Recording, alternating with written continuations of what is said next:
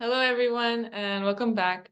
So for today's video, God willing, I wanted to speak about the psychology and the secrets in the Torah portion this week.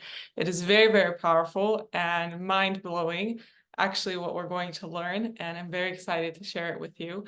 We're going to look at reincarnations and lots of deep secrets and lots of deep messages and connections throughout the Torah that we get from this week's Torah portion. So I'm very excited to share it with you. And yeah, let's get started. So Pinchas is a righteous zealot of God. What happens is that last week we saw that Bilam and Balak tried to curse the Jewish people, and they were not successful. They tried to curse, and God only let blessing come out. But Balak was very upset. He didn't get his way. He couldn't curse them. So he wanted to figure out a way to destroy them.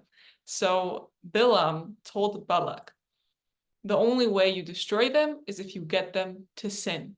And God hates when the Jewish people do sexual immorality. You get them to do that, and you add idolatry into the mix, then God will hurt them himself. You won't have to do anything. And Balak takes Bilam's advice, and they go to the Midianites, and they ask the Midianites if they want to take part in the operation of going to tempt the Jewish people to sin, so then they will get punished for it. And they go to the Midianites, and they devise this plan. They're going to take the most beautiful Midianite woman, and they are going to send them over to the camps of the Israelites, and they are going to tempt the men, and they're going to lure the men in, they're going to get them drunk, and they're going to get them to do idolatry once they've drinking enough and they're tempted sexually. So that's exactly what they do. They get the Midianite woman, they plan this whole scheme, and they are successful. The men fall to the temptation. They see these gorgeous women and they get drunk and they start bowing down to their god, which is Baal Peor. So the men start getting into forbidden relations with these women. And Pinchas is very angry at this. He's very upset with this. He is the grandson of Aaron. He is the son of Eleazar, and he can't stand what's going on. And suddenly, the leader of the tribe of Shimon, whose name is Zimri, he goes out and he sees the most gorgeous woman of all of them. This woman's name is Cosby. Cosby was like the highest princess. And Cosby was actually sent to tempt Moses. So Cosby makes it into the camp, and Zimri, who is the leader of the tribe of Shimon, sees her and wants her and goes to her. And Cosby says, "You can't be Moses, are you?" He says, "No, I'm not. Why not?" And she says, "Because I was sent to go tempt Moses." And Zimri just wants her, and he tells her, "Moses, I'm of higher ranking of him. Moses comes from the tribe of Levi, and he's the third of the brothers. I come from the tribe of Shimon, and I'm second, so I'm on a higher pedestal. It'll be much better if you're with me." And Cosby believed him, and then they began to be intimate together in public, right in front of Moses. Even more so, Zimri goes to Moses and tells Moses, "Moses, can I be with this woman?" And Moses tells her, "Of course you cannot." And Zimri says, "Then why are you able to be with Tzipporah?" Tzipporah was a convert from Midian. Now you have to imagine what Zimri is doing in this moment. Moses is the leader, he's the king, and Zimri speaks to him with such disrespect. It's awful. So Zimri goes and is beginning to be intimate with this Midianite princess, Cosby, and Pinchas gets so infuriated at what's going on, at the awful thing that the Jewish people are doing in the face of God. So Pinchas goes in, he gets a sword, and he stabs Zimri and Cosby, both of them, with the same sword at the same time, and he kills them.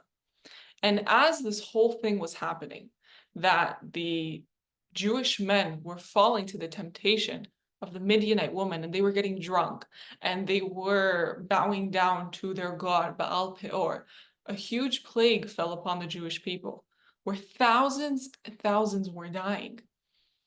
And Pinchas, when he kills Cosbi and Zimri, the plague stops. It ended at 24,000 deaths, and the plague ends. And we see in the Torah portion that Hashem says that it's because of Pinchas, that Hashem is very happy with Pinchas, and he awards Pinchas the gift of the covenant of peace. And Pinchas is brought to this new pedestal. So we see that what he did was very righteous in God's eyes. So this is this week's Torah portion on a surface level. And now I want to go in very, very deep. Who are the characters we are talking about? Who are they really? In Judaism, we believe in reincarnation. It's called Gilgul in Hebrew. Gilgul is a circle, right? We believe in the idea that we circle back into this world, that we each have missions, we have soul rectifications to accomplish, and when we don't fulfill them, we come back again to do it again. We get presented with a very similar scenario until we overcome the exact situation that we need to overcome. It's God's mercy to us to allow us to elevate and rectify our souls. In our generation, no one is a new soul. We have all been here before. So in the Torah, it's a ton of reincarnations. And when we're able to see it, when the Kabbalah shows it to us, we're able to gain so many lessons from it in our own lives. Understanding that when we get tested with certain things constantly is because we are here to elevate that exact thing. So who are the characters we are talking about, and what are their reincarnations? So we saw that there were 24,000 deaths, right? We're going to go back in time, and we're going to go back to the time of Jacob. Jacob had 12 sons, right? But he also had a daughter. That daughter was Dinah. When Jacob finishes his due work to Lavan, his wife's father, he wants to leave Lavan's home, and he wants to go back to the land of Israel. So Jacob escapes in the middle of the night, and he goes back to his home. He goes back to the land of Israel. And on his way there, once he gets there, he settles in the land of Shechem. In Shechem, there is a prince, a leader, who's called Shechem, Shechem ben Hamor. We're told that as Yaakov and his family, all his kids, all his wives, are settling there, Dinah goes out one night with her friends who she met. She was a woman who liked to go out, liked to put herself out there. Shechem, who was the leader of this community, of this city, was the king, the prince, sees Dinah and wants her, desires her. And he takes her, kidnaps her, and rapes her. And he holds her hostage. Yaakov and his sons hear about this, and they are enraged. After a bit of time, Shechem realizes how in love he is with Dinah, and he wants to marry her. But in order to marry her, he wants to get Jacob's blessing. So Shechem goes to Jacob and says, Shechem's father goes to Jacob and says, obviously my son is with your daughter. He's very in love, but we want to do this the right way. We want your blessing in marriage. And Yaakov's sons come in and interject. Which sons? Shimon and Levi. They come in and they tell Shechem's father, it's fine. You want to marry our sister, Dinah? It's okay. But under one condition. All of your people have to convert to Judaism. And the only way the men can convert is if they all get circumcised. if all of your men get circumcised, including you and everyone under you, we will let you marry Dinah. Shem agrees. He is madly in love with her, and he agrees to convert, and he agrees to get the circumcision. Once all the men in the city of Shem are circumcised, Shimon and Levi do something insane. They go and they kill all of them. Their tactic was, we'll get them circumcised. They'll be completely weak. They'll have no strength, because that's what happens when you're circumcised. They won't be able to get out of bed, and that's when we'll strike. And they went and they killed the entire community. Shimon and Levi, they did this. And Jacob, their father, when he heard of this, he was very upset with them because it just didn't look good. So Shimon and Levi go to get Dinah, right? They kill Shem and they go to get Dinah. And we're told from the commentaries that Dinah actually resists leaving the palace, right? She doesn't want to leave. She actually herself found a little bit of love for Shem herself. And on top of that, she didn't want to go back home because she knew that when she went back home, no one would want her. She wouldn't be able to get remarried because who would want the girl who was raped, who was taken by Shem? She said, I'll stay here with this nation because I'm better off here. But Shimon and Levi did not accept that, and they took her back home. So that's the story. Who are they? Who are these characters? And what were their faults? So we see that Shem, his misdeed that he commits is, number one, is that he falls prey to his temptation. He desires a girl and he immorally takes her and is with her. That is not correct. That is a stain on the soul. Shem also ends up converting to Judaism. But was it legit? Did he actually mean it? Or did he just do it for his selfish reasons just to be with Dinah?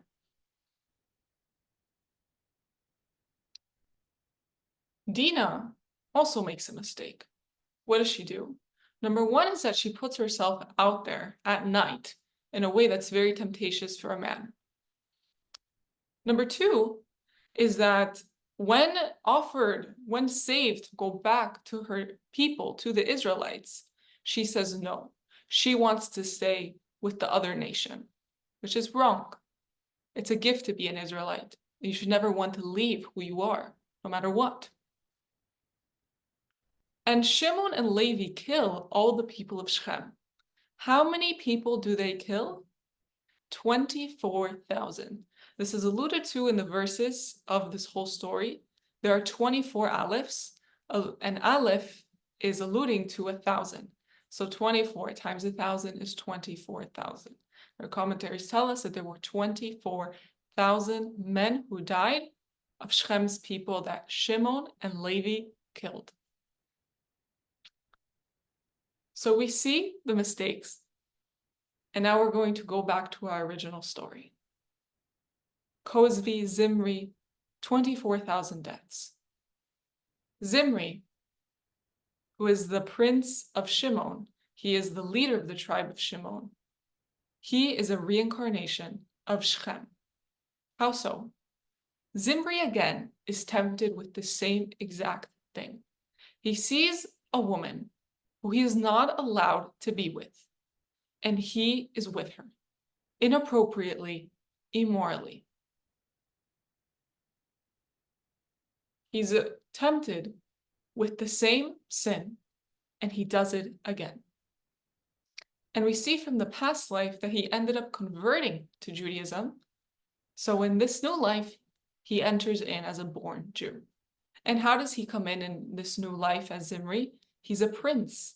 He's a leader. He has status. So too in his past life. He was the prince of Shem. He was a leader. He had prestige. But he was tested with the same thing that he was in the past, being tempted by a woman that was prohibited to him, and he was with her inappropriately and immorally. Dinah is a reincarnation of Cozbi. Cozbi is a non-Jew though. How could Dinah, who was a Jewess, reincarnate in a non-Jew? Because in her past life, she renounced returning to her roots. She said, no, I don't want to go back. I want to stay here. And there's the understanding that God doesn't force things upon you. He allows you to choose what you want from life. When Dinah said, I want to stay here, that was taken into account in the heavens. And in her next life, she came back from a different Gentile nation. And so she had to work to actually convert to Judaism in her next life because that's what she chose for herself. It's actually known that Jews who decide to marry non-Jews, which we are not allowed to do, it's nothing against the non-Jews, it's just we are responsible for keeping our lineage going, keeping our traditions going. And when you marry a non-Jew, you cut off the lineage because you need your parents to be Jewish in order for the child to be Jewish. It's a bloodline. Jews who marry non-Jews, it's known that their souls in the next life reincarnate as non-Jews. And they have to work to convert, which is not easy and it's very difficult. Because that's what they chose from themselves. God says, you want to give up what I gave you. You want to go after the Gentiles. You want to give up the beauty of what I gave you as a Jew. Go ahead. That you chose it for yourself. Until in the next life you incarnate as a non-Jew, which we see is what happened to Dinah. She didn't want to go back to her roots, to being a Jew. So in her next life, she comes in as a non-Jew. And what same mistake she makes? She goes out in a way that she wants to tempt. She wants this external attention. And what happens? She comes back as Cosby and she does the same thing. She goes in to immorally tempt a man. The 24,000 who Shimon and Levi killed are the reincarnation of the 24,000 men who died in the plague that were seduced by the Midianite woman. What's this connection? Well, first of all, it's 24,000. When the Torah tells us something, it's not for nothing. It's to give us a clue to something. But beyond that, how did Shem get his men to get circumcised and convert to Judaism? Right? They're still their own person. They're not just going to do anything that their leader tells them to. What Shem told his men is that you will be able to have the Jewish woman for yourselves if you get circumcised. And then they accepted. So once again, these men were falling prey to this sexual desire. And in the next life, the same thing happened. The men fell prey to the same exact thing. Now, Judaism is not that we are like, no, nothing, you can't be intimate, you can't do that. We don't believe that. We just believe in doing things in a kosher way. And when it's done immorally and not kosherly, then that is the biggest desecration you could do. Because in God's eyes, intimacy is the holiest thing. And when we profane it, it is the biggest desecration possible. So we see that all of these people, Zimri, who is Shem, Cosby, who is Dinah, 24,000 men of Shem, 24,000 men who died in the plague. And by the way, we see that all of them who converted come back as Jews in the next life because they actually did convert. All of these connections, none of them rectified. They each came back with the same test, same opportunities for growth, and yet none of them elevated. So what happens? They come again. In God's mercy, we come back. We come back the times that we need to in order to finally get the lesson and elevate ourselves. Who do they come back in? This one's crazy. Fast forward lots of time. And these people are all given a third chance. Who are they? So we see that Rabbi Akiva, who's in the Talmud, is actually born hating Judaism. He hates it. He hates the sages. He hates the rabbis. He's disgusted by it. But then he ends up meeting this woman, Rachel, who gets him to do teshuvah, to return to a life of Judaism. And Rabbi Akiva, at 40 years old, begins his journey, and he ends up being one of the biggest Torah scholars in our history, one of the most devoted people to God that ever existed. Why is Rabbi Akiva born with this hatred for the sages, for the people that are pious with higher authority? Because in his past life, who was he? He was Zimri. And Zimri, in his past life, his downfall was because of the greats. Pinchas, he was a big rabbi, right? A big rabbi per se. What that really means is that he was just a very high sage. He was in the family, he was the grandson of Aaron. He was a very big person spiritually. And Zimri was embarrassed by him. Zimri was killed by him. Moses also, he was ashamed by Moses and Pinchas, who were the rabbinic leaders. So Zimri felt that on his soul when he left the world in that moment, as he was killed and embarrassed. And when he comes back in his next life as Rabbi Akiva, that hint is left with him. And he's born with this disgust by them because of what happened in the past life, of the embarrassment. He has to work on that.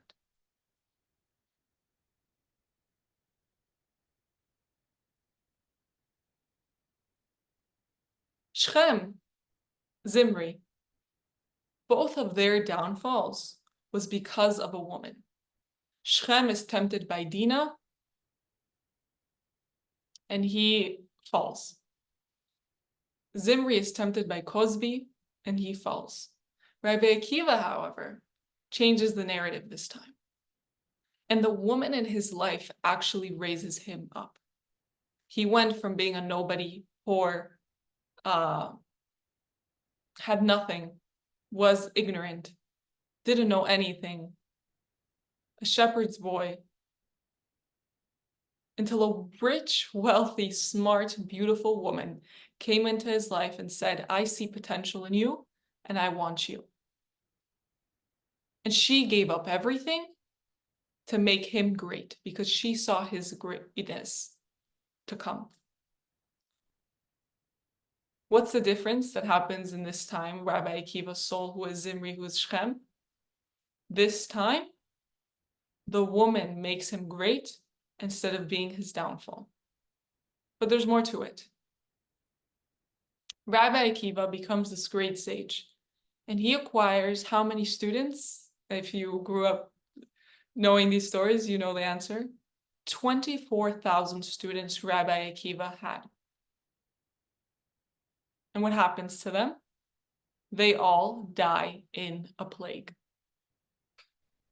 Because they are the same reincarnation of the 24,000 men of the tribe of Shimon who sinned, being sexually tempted by the woman of Midian. And one of the reasons they died in this next life was to atone for their past sin.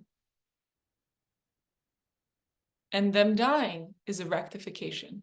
Now just imagine that. In your past life, all these men fell prey to sexual temptation, and in this life, they are all Rabbi Akiva students. Do you know what it means to be Rabbi Akiva student?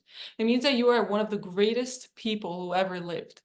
You are on such a high level of understanding, of higher consciousness, of Torah awareness. It means that anybody can be anybody, that we should never judge anyone for who they are now, because you have no idea who they were or who they have the potential to become. The story doesn't end yet. How does Dinah, Cosby, how does she rectify herself? So later on in Rabbi Akiva's life, Rachel passes away. And there was this emperor, this judge where Rabbi Akiva lived, whose name was Rufus. Rufus hated Rabbi Akiva. He couldn't stand him. And he wanted to destroy his reputation. He wanted to destroy him. So Rufus got his wife, Rufina, who was a non-Jew, to go and try to tempt Rabbi Akiva. And when she would tempt him, he would fall prey, and that would ruin his reputation. Rufina listens to her husband and wants to go destroy Rabbi Akiva. So she dresses in a way to go tempt him, and she almost succeeds. But in the moment that she's trying to tempt Rabbi Akiva says very powerful words, and I'll just summarize it. He starts laughing, and he tells her, it would be a shame. It would be a shame to give up the purity of my soul for your beauty that's just going to go away. Your beauty that is literally just going to be eaten by worms one day. And he spits. What is it worth? I'm not falling this time. And Rabbi Akiva does not fall prey this time to the temptation of Rufina. And Rufina takes to heart very deeply what he said. She reflects on herself. I pursue this beauty and this vanity so much. For what purpose? How does it serve me in the long run? Many of us should ask ourselves this question, especially females. We're so focused on being beautiful externally, which it's not bad, but an obsession with it is an indication of something that we're not understanding internally, that it truly does not matter that much. You end up being eaten by worms. Your body disintegrates. And the only thing that you take with you is your soul, which is what? The person that you've refined yourself to become, the person that you've worked on yourself to become. If we spend so much time on our external self and we give no time to developing the inner human that we are, then we are never truly beautiful. So Rabbi Akiva's words really touched Rufina. And Rabbi Akiva, who is Zimri, who is Shem, this time overcomes his temptation. He does not fall prey to the forbidden woman. Number one, she is not Jewish. Number two, she is married to another man. Had he been with her in that moment, it would have been a forbidden relationship and he would have fallen into the same exact sin once again. But he didn't. Rufina, who is Cosby, who is Dina, after hearing Rabbi Akiva, she really dwells on herself. And we're told that she ends up converting to Judaism. And once Rabbi Akiva's wife, Rachel, dies, years later, Rufina gets divorced from her husband, Rufus. She converts to Judaism. And this time, Rufina and Rabbi Akiva end up getting married, but this time correctly, through a kosher way. Not through forbidden, sneaky ways, immoral ways. Their souls were meant to be together, but through a righteous way. And now in this third chance, they finally did what they needed to. And Rufina rectified herself with her need to get this external attention. And the 24,000 students as well rectified themselves. Now I want to point out something as well. Why is it that in this third time, Rabbi Akiva, who is Zimri, who is Shem, the 24,000 scholars, Rufina, why this time they were able to rectify? Because Rabbi Akiva this time worked on himself so much. Why? Because of so much Torah study. He had so much Torah study inside himself that this time when the temptation came, when the test came, he could overcome it. So too with the 24,000, they were able to rectify themselves this time. And Rufina as well, because when she heard words of Torah from Rabbi Akiva, she was able to change. What's a deep lesson here for every single one of us? You can keep on going with the human cycle. You can keep on being tested with the same things and keep on failing, but you're not getting it. So how do I finally win? How do I finally be done with this same circle? One of the main things that will help you overcome is studying Torah. It's the only way to be spiritually strong. You being here and listening to this lecture, you getting a book and studying a book of Torah, it is the number one thing that will help your soul, that will give you spiritual strength to overcome your negative inclination in your life. The test in your life, study of Torah, is the number one thing that will help you overcome it. You need to bring Torah study on a daily basis in your life. It's the number one thing that will create change. So that was the first thing that I wanted to share. The insane reincarnations that we see in this week's Parsha that are just absolutely mind-blowing. It's absolutely mind-blowing. I hope you're as mind-blown as I was. I heard this from Rav Anijar. It is very, very powerful, and I was just blown away. And as I said, the lesson in reincarnation for all of us is you are not here to just waste your time. You are here for a specific purpose. If you see tests constantly repeated in your life, it's an indication that that is exactly what you have come to rectify. And if you don't do it this time, you're just going to have to come back and do it again. So you might as well work on yourself enough to build the inner strength to overcome it this time. So I really hope that you take that lesson to heart. What is appearing in your life that you need to overcome? What could possibly be something that you keep on coming back to this world for? Sometimes you have one or two things that you've come to rectify, and then you have to live a whole lifetime just to rectify them. That's exhausting. Just get it over with today, now. Overcome yourself. Very fascinatingly, changing subjects, Pinchas goes in and kills Zimri and Cosbi. The Torah tells us with what? A sword. But what is the Torah called the sword in this week's Parsha? I think it was last week's actually. It's called a ramach.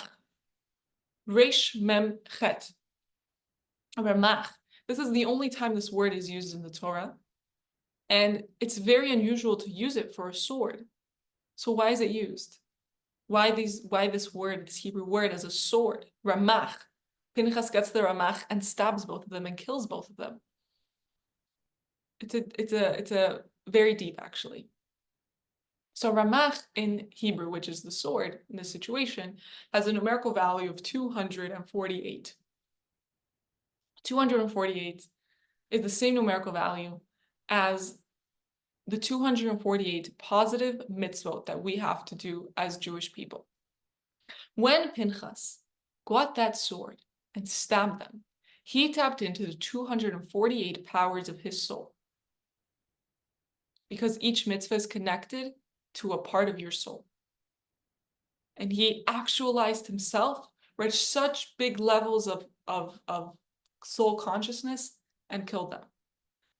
More so, 248 has the same numerical value as our forefather Avram. Avram's name has a numerical value of 248. And Avram is the archetypal human being that we have to strive to be. He was idealistic. He was very good in God's eyes, and that is who we should strive to become. Why? Because he tapped into all his soul powers, which is the same thing that Pinchas was able to do. But even deeper, Ramach comes from the shorish, the root word, rachmanos, mercy. It's strange. Why, though, that Pinchas got a sword, a ramach, and killed two people. And ramach comes from the same root as the Hebrew word mercy, rachamim.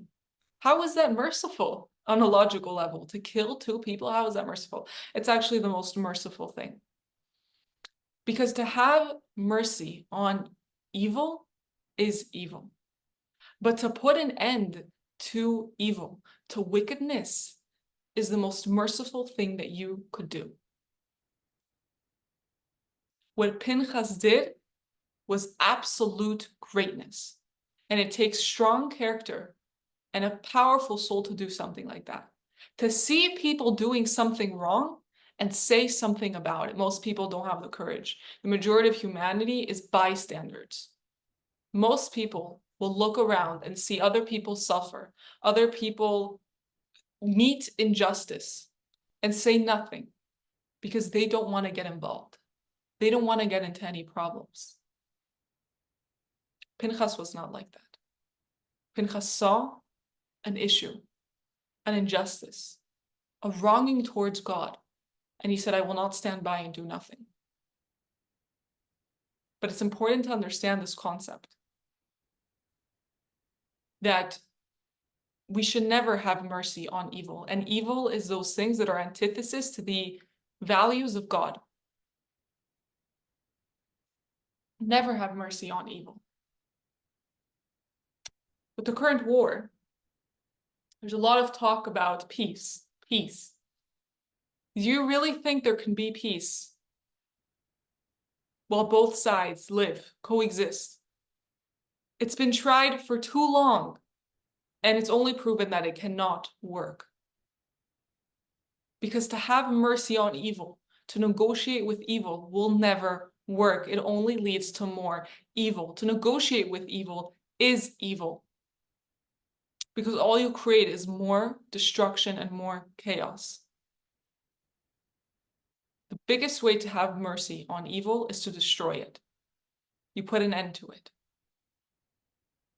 There's an idea that God doesn't want war. Have you read Tanakh?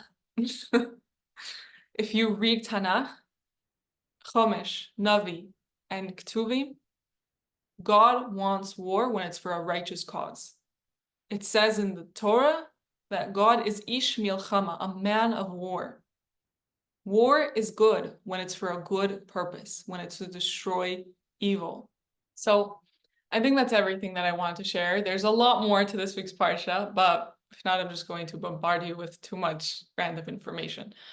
So I hope that what I shared with you really just makes you go, wow, and really just amazes you of the Torah. Like that's the main goal, that it encourages you to study more Torah, to come closer to HaShem and to his Torah that is divine, it's godly, it has messages in there for us.